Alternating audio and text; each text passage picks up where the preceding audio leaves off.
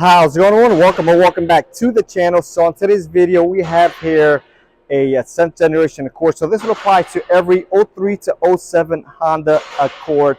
And what we're replacing here is this water valve. So once again, it will be both for the 4-cylinder like we have here and the V6. The 4-cylinder will have a little bit more space over here versus the V6. So if you're working on a V6, definitely going to be a little bit tighter for you. But yeah, so what's happening is the valve starts to leak over here, or sometimes this screw could be loose and it'll be turning this lever from the cable inside, although it will not be turning on and off the valve inside. So this was the closed position. So if we open it, we can see here the valve is opening up. Pretty simple, although they do fail two different ways, most of them being a coolant leak like we have here today. And this is the part number. I believe this is the part number for all of them, but obviously do your homework and get the right one for your vehicle. And we can see the valve is leaking down, and there we see the greenish bluish coolant. So obviously not too bad. I did point it out to the customer and you wanted to go ahead and get it fixed. So that is what we are doing here today. So a couple things you will need are going to be a couple different sets of pliers. I'll show you the ones I personally use. And then there is a 10mm bolt right in there that you do need to remove. So we will be removing that bolt right over there, and then you just unclip this cable here.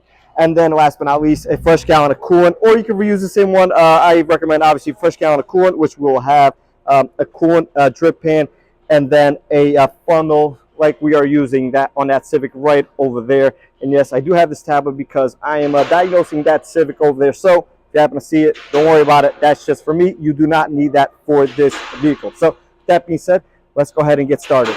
All right, so first things first, you're going to want to jack up your vehicle just a little bit, put some jack stands, make sure you're nice and safe, and get a drip pan under there where you're going to be working on. I'm working on a lift, so, you know, that's that, but chances are you're going to be working out of your driveway, so that's what I would recommend for that.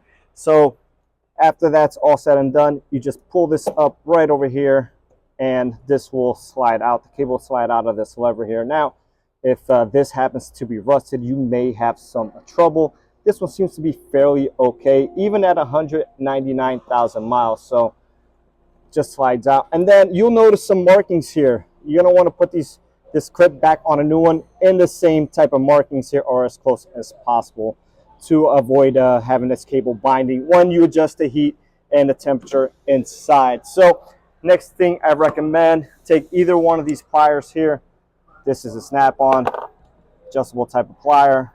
And then this is a duckbill plier here. So you can use needle noses, whatever works for you. I'm gonna go ahead and turn on my light over here, hopefully not blind you guys.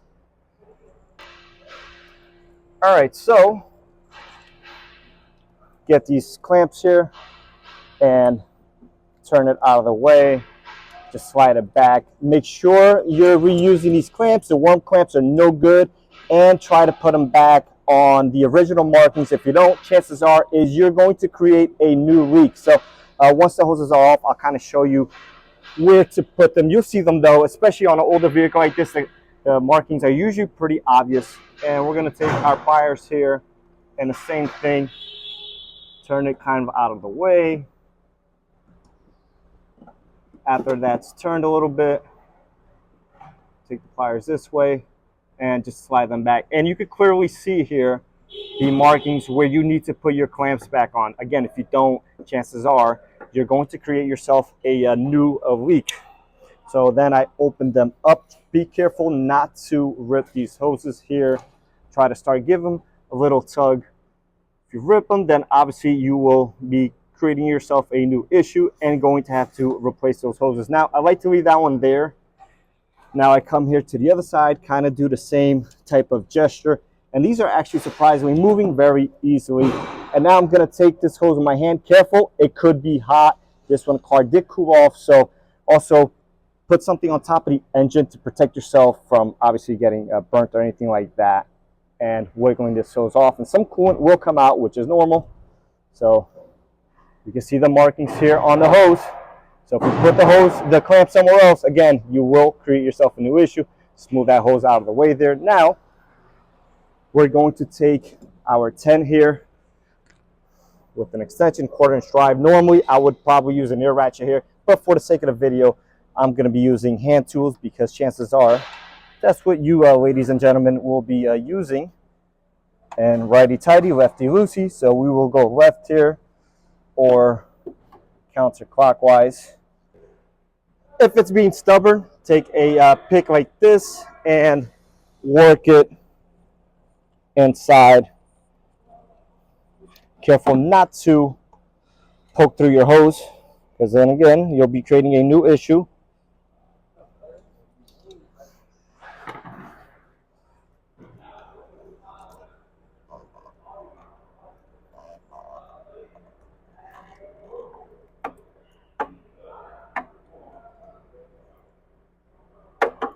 And here we go.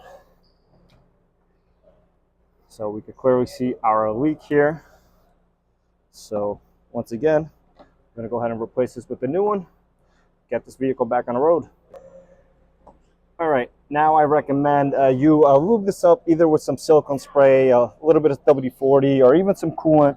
Take some coolant, just put on. You just want to make the hose, you know, a little bit slippery when it goes in. It just goes in nice and smooth here. And we have our bolt here. So first things first, we're going to slide in the hose on this end. Push it all the way in. All right. Now we're going to put our bolt in. You may want to use your extension here or just feel for it. Careful not to drop it. And there is a stud also that it goes through. Try to get in there. So we see our hole right in there, and then there is a stud where it goes through right here on this portion. So it's hard to see because of the way the hoses are routed, but the bolt will go through here, and then the stud will go through this other hole right down in here.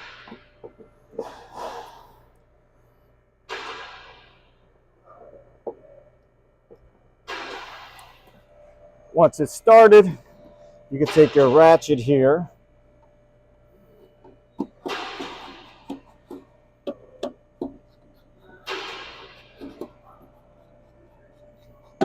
to not have any tension on it. Very simple. And give it a nice tug here, and we are good. Again, does not need to be super tight at all. It's only 6mm thread bolt, so don't over tighten it. All right, now we're going to take our other hose here, and push this hose through on this side. Make sure your holders here are in place. Keep the hoses where they need to be. And now we're going to take our pliers and get these clamps back on where they need to be. All right, after that, it is time to start topping off the coolant and bleeding as needed.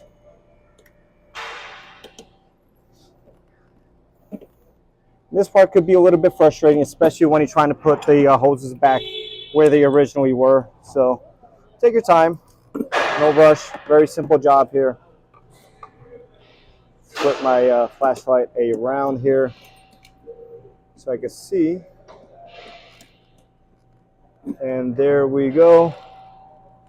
A little bit more. All right, I'm happy with that one. That one's in a perfect spot. Switch over here to this side.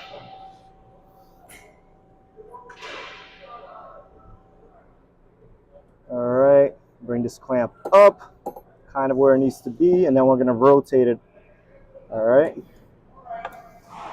Take my pliers here and rotate them just a little bit. Needs to go a little bit more. And you can switch pliers if needed to at this point. I'm going to try to use these. And again, take your time. Do not rush this part.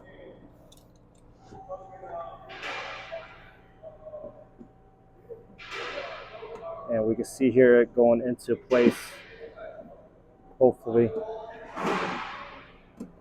And I'm happy with that. Now, Remember what I said about the markings here?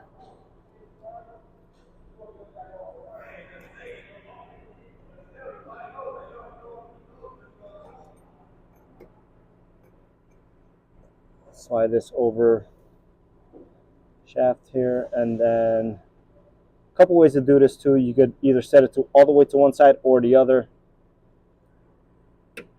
and get it that way, to go that way.